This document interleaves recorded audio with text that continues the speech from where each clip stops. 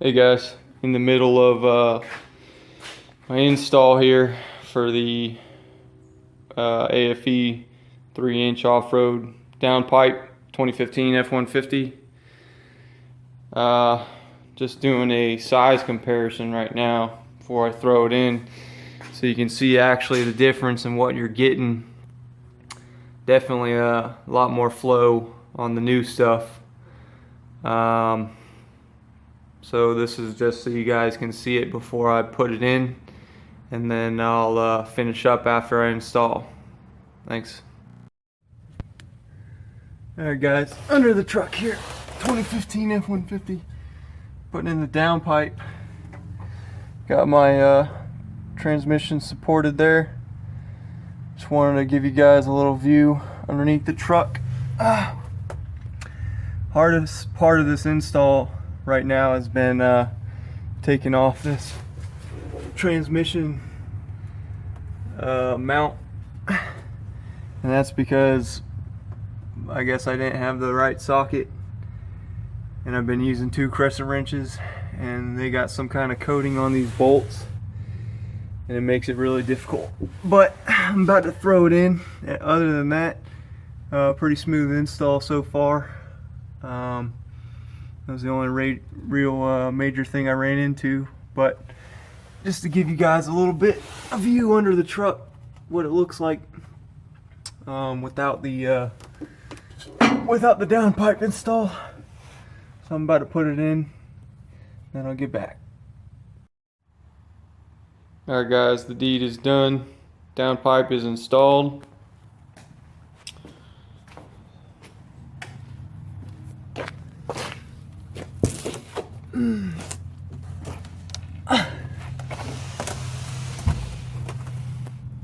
This is what it looks like.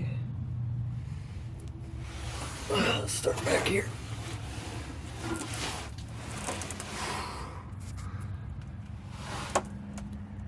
So I got my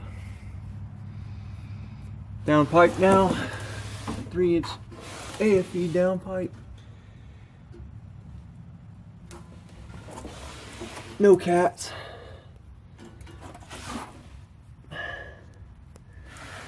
Install was pretty smooth. Only thing I had, like I said earlier, was these bolts right here on the transmission mount.